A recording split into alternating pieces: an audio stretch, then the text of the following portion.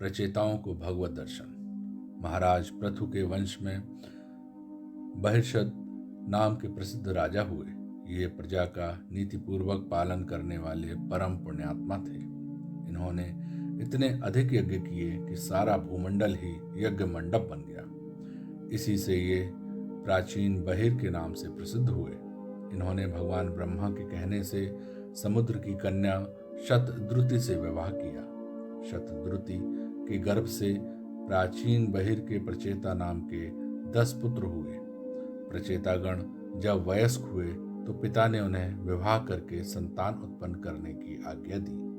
भगवान के अनुग्रह के बिना उत्तम संतान का होना कठिन है, यह सोचकर वे भगवान की प्रसन्नता के लिए तप करने के लिए पश्चिम दिशा की ओर चले गए।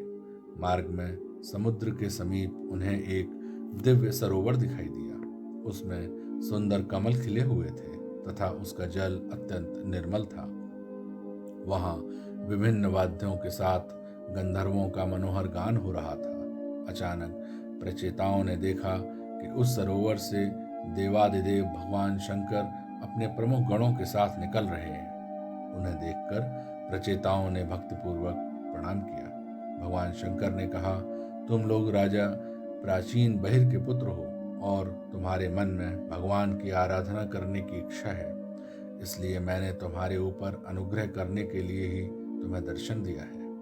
क्योंकि मुझे भगवान और उनके भक्त दोनों अधिक प्रिय हैं, अतः मैं तुम लोगों को भगवान की प्राप्ति कराने वाला एक स्रोत बताता हूँ। इसका जप करने से तुम्हारा कल्याण हो जाएगा। ऐसा कहकर भगवान शंकर ने प्रचेताओं को वह पवित्र स्रोत बतलाया।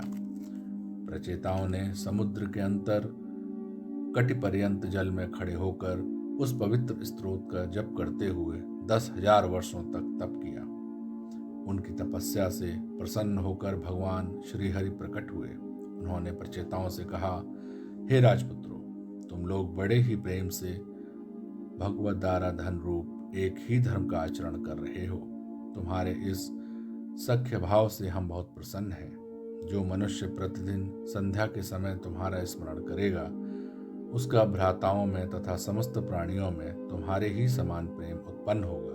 तुम्हें ब्रह्मा के समान एक लोक प्रसिद्ध पुत्र उत्पन्न होगा, जो अपनी संतानों के द्वारा इस त्रिलोकी को भर देगा। भगवान के इस वाक्यों को सुनकर प्रचेतागण कृतज्ञता से भर गए। उन लोगों ने भगवान की अनेक प्रकार से स्तुति करते हुए कहा, प्रभु, हमारे लिए तो आपकी प्रसन्नता ही सब कुछ है। आपके चरणों का सानिध्य प्राप्त हो जाने के बाद मनुष्य के लिए कुछ भी असंभव नहीं रहता।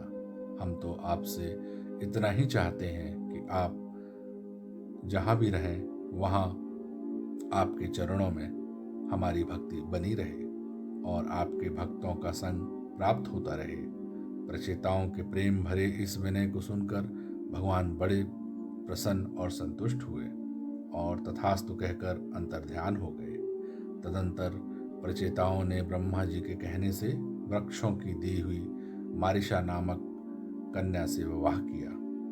मारिशा के गर्भ से ब्रह्मा जी के मानस पुत्र दक्ष प्रजापति ने पुनः जन्म धारण किया।